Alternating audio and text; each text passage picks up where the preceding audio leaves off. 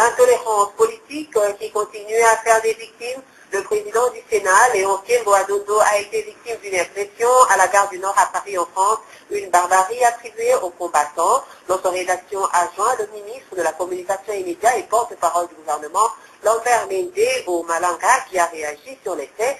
Il a répondu aux questions de Elvis Ouala. On l'écoute. Monsieur le ministre, confirmez-vous que le président du Sénat a été victime d'agression en France aujourd'hui?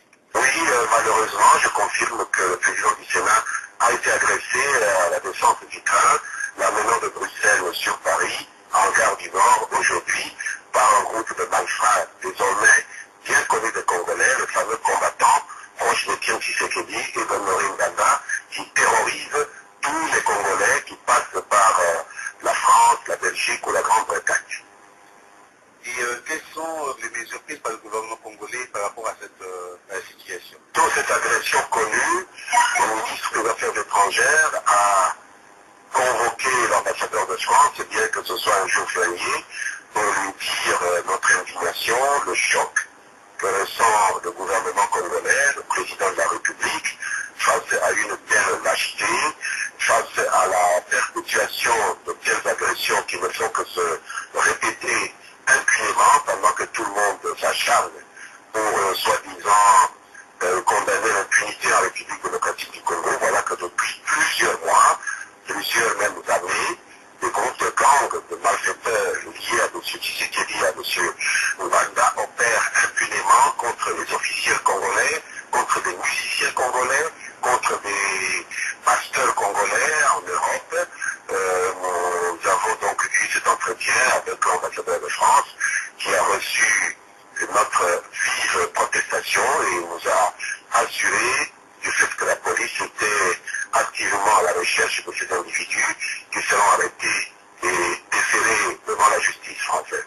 Monsieur le ministre, face à cette réalité, que compte faire à présent le gouvernement congolais? Je voudrais bien sûr réitérer notre indignation face à cette honte qu'inflige à la nation congolaise des fils et des filles de la République démocratique du Congo un peu perdus dans ces pays lointains et que certains politiciens comme M. Tshisekedi utilisent de manière tout à fait cynique contre leur propre pays, contre leur propre peuple. Nous voudrions vraiment que ces politiciens sans foi ni loi soient découragés, dissuadés de continuer à donner notre pays en spectacle. M. Kengo est de l'opposition comme Tshisekedi. Le fait qu'il ait maintenu sa candidature ne justifie pas des voies de fait contre lui. Il n'y a personne qui est autorisé à se faire justice à lui-même et Kengo n'a commis aucun crime selon le gouvernement en restant candidat à l'élection présidentielle ou en assistant comme président du Sénat à l'investiture du président de la République. On se rend compte à quel point M. Tshisekedi n'est pas un démocrate parce que c'est visiblement l'ordre qui a été donné par son état-major de punir le président du Sénat pour avoir, un, maintenu sa candidature, deux, avoir été présent comme autorité, chef de corps à l'investiture du président Joseph Kabila. Nous vous remercions, monsieur le ministre, pour cette interview.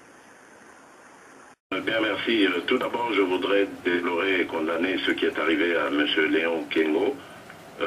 Et ensuite, je voudrais dire avec fermeté ici que nous ne sommes ni de près ni de loin liés à cela. L'UDPS est un parti qui se bat depuis 30 ans et nous n'avons jamais utilisé la violence, nous l'avons toujours rejetée parce que nous savons où elle mène. Et j'aimerais ici apporter maintenant une correction à ce qu'a dit le porte-parole gouvernement de l'imposture, parce que ça, ce sont les conséquences de l'action de ce gouvernement qui tue et brime nos populations tous les jours. Les Congolais de l'étranger se sont organisés à leur manière et ils veulent donner une réponse. C'est ici l'occasion d'interpeller à nouveau la communauté internationale après l'imposture qui s'est passée le 20 décembre dernier avec la prestation de serment de celui que le peuple a rejeté massivement par l'élection du 28 novembre.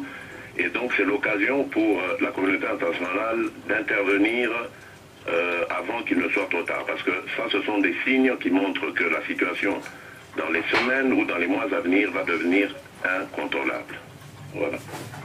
Plus globalement, Félix Tshisekedi, est-ce que votre père soutient ce genre d'attaque contre des officiels congolais à l'étranger?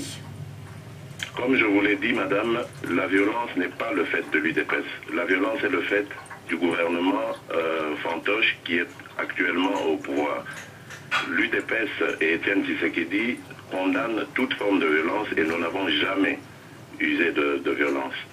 Vous avez peut-être une petite idée de qui peut être derrière cette agression? Mais je vous ai dit, ce sont les membres de famille de tous ceux qui sont brimés, tués, opprimés à Kinshasa et ailleurs dans la République démocratique du Congo.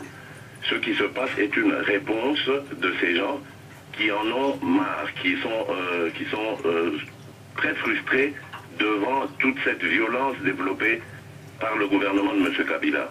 Et c'est pour ça que je répète encore, la communauté internationale doit tenir compte de cela, doit voir que ce qui se passe actuellement est un ras-le-bol et ces débordements risquent de nous mener à une situation que ni eux ni nous ne serons contrôlés à l'avenir. Combat est un terme que M. Étienne Tshisekedi a créé et qu'il a attribué à ceux qui le soutiennent dans son ambition de conquérir le pouvoir suprême dans notre pays. Vous savez, il y a des gens qui sont prêts à attendre les voies démocratiques pour arriver au pouvoir. Manifestement, M. Tshisekedi est prêt à tout, même à utiliser des tessons de bouteilles, des machettes, des chaînes de vélo et des agressions contre d'autres politiciens, même ceux qui sont avec lui dans l'opposition, mais qui ne suivent pas à 100% ses injonctions. C'est tout sauf démocratique.